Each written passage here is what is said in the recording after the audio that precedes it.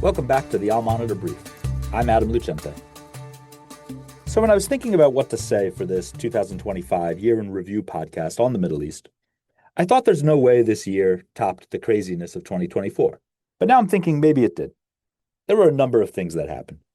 Iran and Israel finally fought a major war, and the U.S. itself bombed Iran. Qatar was bombed by both Iran and Israel.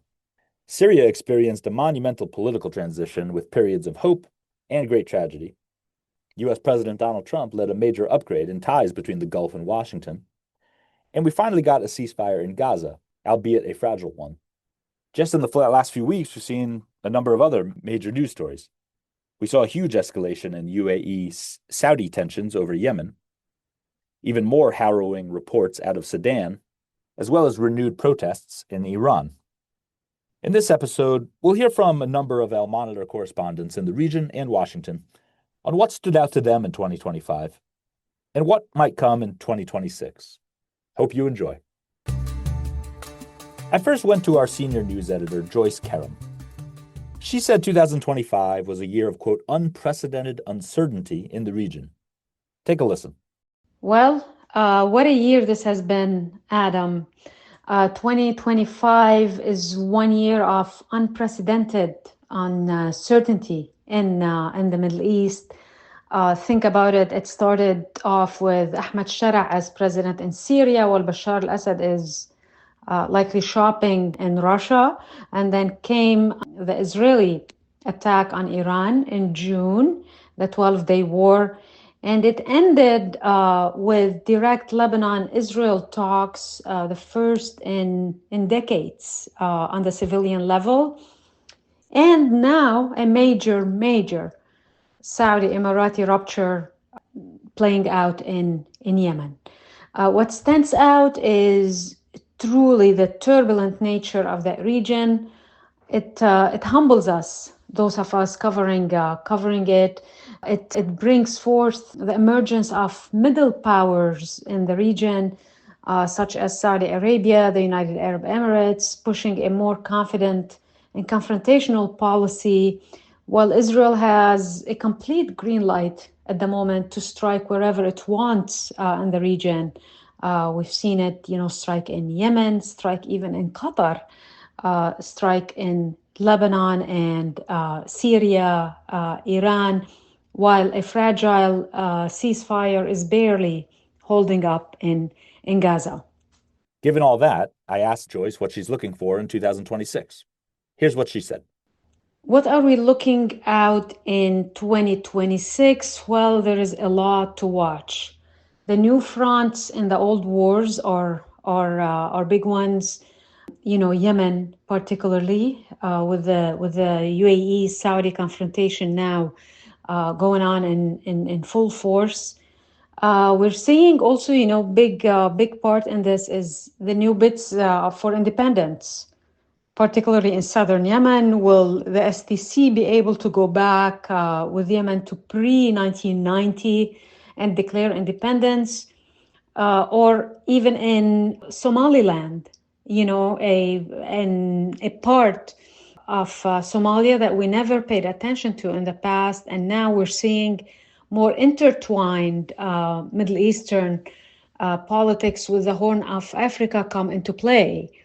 I mean, you saw the Israel recognition of Somaliland, sort of a nod from the UAE, from Ethiopia. So it'll be very interesting to see how these new arenas shape and play out as far as regional politics is concerned. Then you got the Iran file that will be big to watch in 2026. Will the continued stalling on the nuclear talks front mean another Israeli attack?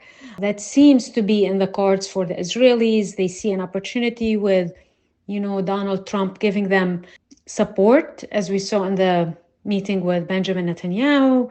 If they were to carry another strike, Syria facing a host of challenges. Iraq still has no agreement on a government after the elections. Lebanon has a big test. It's trying hard to balance between outside pressure and internal vulnerabilities when it comes to Hezbollah, how much it can push against Hezbollah without, fracturing the internal peace that's in place at the moment. So yeah, big year ahead, and we will be busy. Busy indeed. I and my colleagues spent a lot of the year covering the political transition in Syria, where former al-Qaeda fighter Ahmed al-Shara is leading the country after an end of decades of Assad family rule. A recent story that's actually caught my attention is the protests and clashes in Alawite majority areas of Syria. Al Monitor chief correspondent Amber Zaman made a number of trips to Syria this year, reporting on the transition, the plight of Alawite and other minority communities under the new administration, negotiations with the Kurds, and more. Here's a dispatch from Amberin about the year in Syria. 2025 was a momentous year for Syria as it ushered in a new government after more than 6 decades of Ba'athist rule. An overwhelming majority of Syrians were overjoyed to be rid of the horrendously cruel Assad regime. But many questions remain about the country's new ruler, Ahmed al-Shara, who used to lead an extremely violent Islamist militant group. He says he's changed, and much of the world has decided to give him the benefit of the doubt. Despite massive violence against the Alawites in March and the Druze in July that claimed thousands of lives, European nations and the United States eased almost all existing sanctions on Syria. The biggest prize came weeks ago with the scrapping of the Caesar Act sanctions by the US Congress. This effectively means that foreign investors can now do business with Syria through the international financial system without worrying about any consequences. The decision followed Shara's landmark visit to the White House, where he met with President Donald Trump.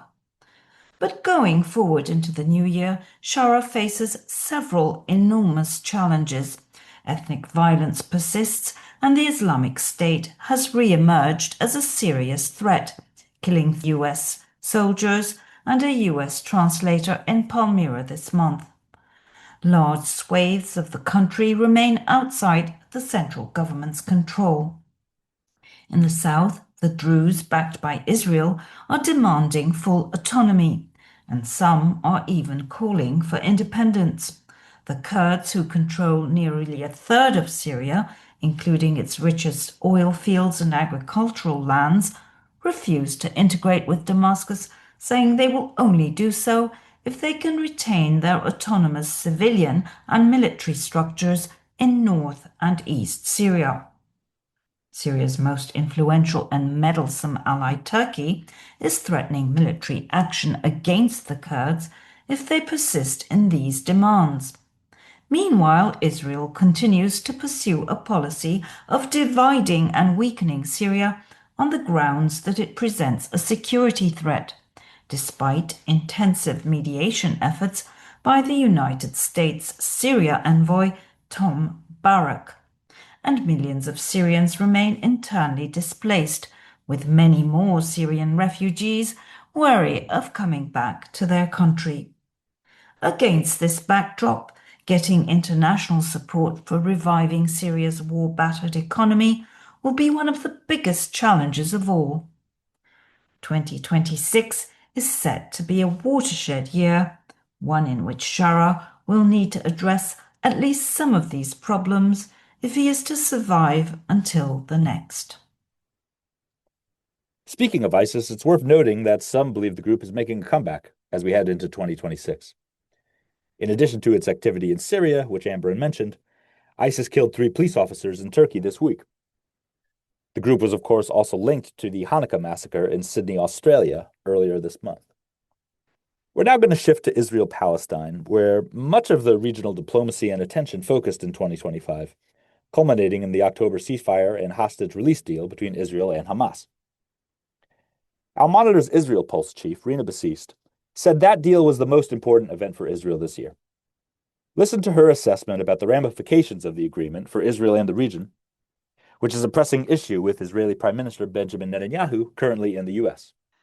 From the Israeli point of view, the most significant development of 2025 was clearly the October deal with Hamas for the release of all the hostages still held in Gaza. By October 2025, 2 years exactly after the Hamas assault, most Israelis have lost hope to see the hostages back home. And yet 48 out of the 49 hostages, alive and deceased, were indeed released, with the exception of the body of Rangwili. The release of the hostages apart, the signing of this deal in Sharm el-Sheikh introduced important shifts in the regional balance of powers. Egypt took over the leading role in mediating between the sides, and Turkey became a principal actor. In fact, it was Ankara who managed to convince Hamas to accept the American outline. Its involvement in the deal, recognized by Israel as vital for the release of the hostages, pushed Israel into a very uncomfortable position. Since the signing of the deal last October, Washington has been pushing Netanyahu to allow Ankara to participate in the international stabilization force that should supervise the disarmament of Hamas. It also pushed Netanyahu to enable Turkish companies to be part of the rehabilitation of the Gaza Strip. The Israeli premier rejected both attempts, but might be forced to cave in the coming year if President Trump keeps pushing. Now, the year 2026 should see the implementation of the second phase of Trump's peace plan for Gaza, namely the full retreat of Israeli troops from the street, the disarmament of Hamas, and the establishment of a Palestinian technocrat government to administrate Gaza. If all goes according to this plan, 2026 will be the year where displaced Gazans will see the constructions of new neighborhoods to replace some of the homes demolished by Israeli bombing. For the moment, it is unclear if and how much Israel will have to participate financially in the reconstruction process. Al Monitor's Palestine Pulse columnist Daoud Kuttab said the Palestinian trajectory changed throughout the year. Take a listen. 2025 began as a strong year for the Trump-Netanyahu team. Trump won the elections, took over in January, and wasted no time in representing Netanyahu's wildest dreams and that of Israelis of ethnically cleansing Gaza and creating the so-called Gaza Riviera, which seemed like a crazy idea, but it seemed that the Israelis and the Americans were serious about it. It took about 8 months for the Americans to back down from this idea, and part of that backing down was the resistance in Gaza, but also the pressure from Arab and especially Gulf countries who have invested a lot of money over that, especially that year, with Trump and his plans. In September, during the UN, Trump presented his 20-point plan to the Arab and Muslim leaders and went ahead with that plan. At the same time, major U.S. and major Western countries like the UK, France, Canada, Australia, Spain, and Ireland all recognized the state of Palestine, and that added to the pressure to deal with the two-state solution. But Trump created false reform ideas that have to be accomplished before the Israelis and the Americans can give a green card to the Palestinian government. Nevertheless, the year ended with almost a stalemate. The Israelis are not moving very fast with the second phase, but Trump clearly has set January 15th as a date for the start of the second phase, and it's most likely Turkey, despite the Israeli veto, will be part of the stabilization force. Now, at this point in the podcast, you might be wondering, what about Turkey? Or what about all the Middle East business news this year? Well, we did podcasts on that already. Go to almonitor.com or Apple Podcasts, Spotify, or wherever you get your podcasts to listen to those episodes and more. And don't go anywhere. We'll be back with the end of this podcast after this short break. Today's transformation of the Middle East is at the center of global geopolitics. Whether you're an analyst, diplomat, executive, or academic, you need the best reporting and analysis to understand what's really happening on the ground and what it means for the world. Al Monitor is the award-winning independent leader in Middle East news. From Riyadh to Beirut, Abu Dhabi to Doha, and Baghdad to Tehran, our team of over 100 expert journalists report daily on the top stories driving the regional trends. Download our mobile app and subscribe to Al Monitor to follow what leaders and decision makers are reading every day. Go to almonitor.com, that's AL-MONITOR.com, and use promo code POD25, POD25, for a discount. Okay, we're back. So this now brings us to Iran. At present, Iran is faced with a new round of major protests over the collapse of the currency, which has been depreciating for some time as sanctions and mismanagement take their toll on the country.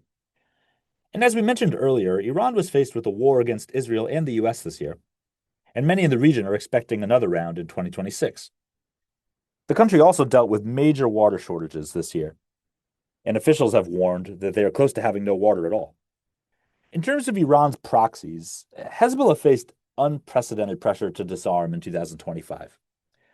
And while Russia has been able to maintain its presence in the new Syria, Iran has not.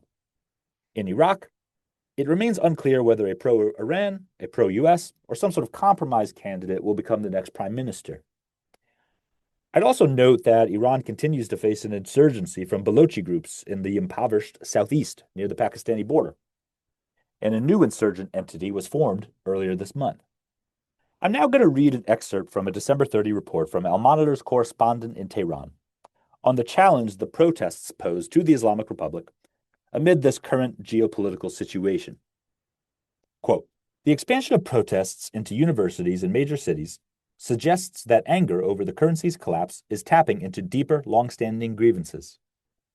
The leadership's sharp rhetoric toward Washington and Israel, on the other hand, underscores its determination to project strength despite the escalating dissent at home. Whether dialogue with protesters and budgetary adjustments will soothe the public rage remains to be seen. But the ongoing protests have, yet again, left the Islamic Republic navigating the volatile intersection of domestic discontent and geopolitical confrontation. While this combination is nothing new, it will likely test the Islamic Republic's resilience." As our correspondent reported, one of the chants at the protests has been, quote, "Neither Gaza nor Lebanon, I will sacrifice my life for Iran."